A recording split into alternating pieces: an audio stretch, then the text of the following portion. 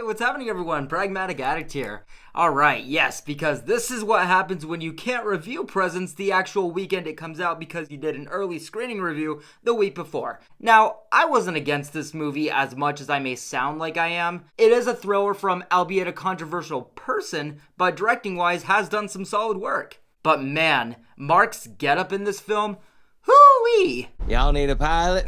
Y'all need some keeps? Which brings me to the sponsor of this video. I'm kidding. I wish. What a great segue though that'd be, huh?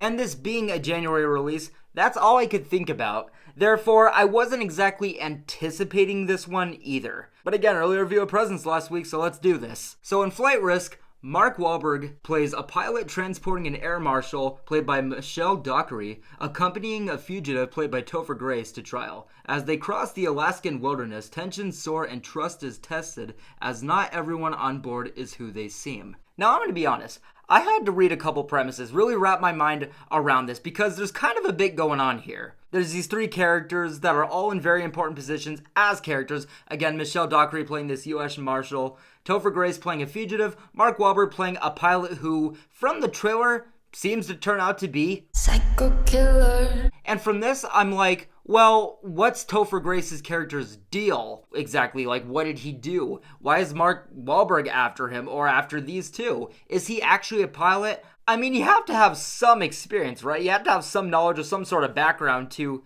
not only fly a plane, but to fly a plane that has these two types of people fastened aboard. But all this did, thankfully, was just serve as further intrigue for the film. Solid enough, fun enough questions to go into the film with it already being a claustrophobic survival thriller on a plane, going through the Alaskan wilds, three characters, solid 90 minutes, and a pretty solid pick as far as your three characters that you selected for this type of film, for this premise. All that along with the potential of this film coming from Mel Gibson back in the director's chair. Again, I wasn't exactly dreading this one, but I also, again, wasn't exactly anticipating it with that getup, that January 24th release, as well as the spoiler I got when going onto the Rotten Tomatoes site to look up this here premise. But again, for the last time, couldn't review Presents this weekend. It's about that time. Let's talk about Flight Risk. So the intro here doesn't feel like a setup. We see the sequence of Grace's character getting arrested, meeting the marshal, but all it's full of is just awkward humor. It doesn't go into any background of Grace's character, or frankly, anything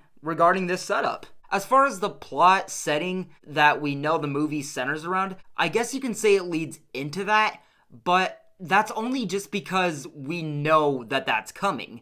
Otherwise, it could have led to anything or nothing at all. And honestly, within the first 5-10 minutes of this thing, I was kind of done with Grace's character as far as the character that he's supposed to be. Simply put, I just didn't buy it at all. I didn't buy him as this character. He's just this very Weasley looking guy, very Weasley sounding guy, who's just constantly making bad attempts at middle school level jokes. I almost wanted to say that he and Mark Wahlberg should have switched places. Wahlberg probably could have put in a better performance as this character and had more to do compared to what he actually gets to work with in the movie. And what a cool twist that would have been. This Weasley guy who actually could pull off being a pilot in a movie turns out to be the psycho killer. I will say though, for what it's worth, Wahlberg isn't bad in the film. Before shit hits the fan, he does bring the most likability. He brings the most comedic factor, the most entertaining character presence. Really does pass off as this chill, likable pilot type, which had me actually looking forward to his performance when he reaches his other half of his character. But I feel like leading up to the shit hitting the fan,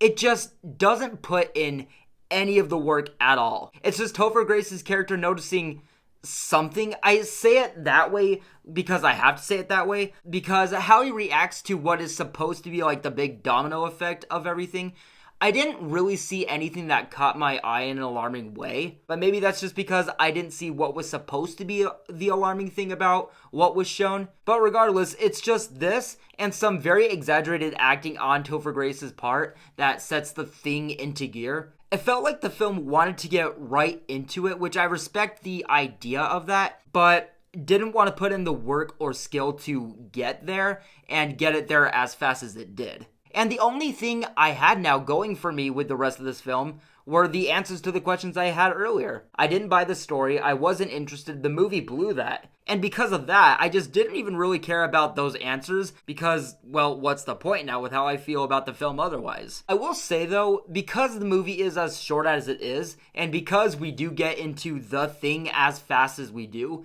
it does make the film go by pretty fast. I also will say there was an idea that I found a little bit fun, which is once Wahlberg's character is handcuffed, once they get the poop on the robot, with him being the dude that was the pilot, and this happening on that flight, that aspect of like, oh shit, well, what do we do about the pilot? The guy that's flying the plane is now handcuffed to the back of it because he's trying to kill us. And going even further with that, all you have with you, specifically Dockery's character, is not only Wahlberg, who is revealed to be this psycho killer, but also this fugitive that you arrested like the night before. So again, I like the idea of that, but what really happens and how I felt is Wahlberg's character getting tased and who's out of conscious a bit before he comes to. And instead of feeling like it was Dockery's character being forced to work with this fugitive now, I just felt like she was forced to work with an immature dimwit.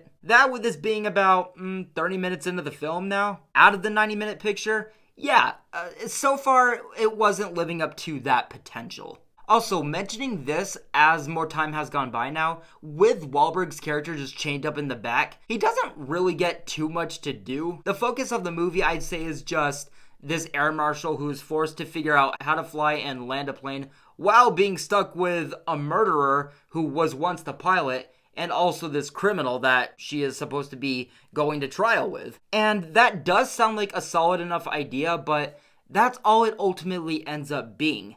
A solid idea. Put on the screen with this film script, these two criminal characters who are completely wasted, one of them coming off completely unbelievable and dumb and immature and as a failed comedic factor, and the other, the big threat, the boss, just being chained up and unconscious half the time chilling in the back. All again in a fucking 90-minute picture. I will say, though, there were a couple fun action thrill sequences, and I'm using a couple very generously. This may have happened like once or twice, that looked cool on the big screen, just seeing the plane do it. The only problem is, though, is that it's completely unrealistic. Like, yeah, it looked cool, but I just couldn't give any more credit than that because of the fact of, well, there's nothing more to take from it than that.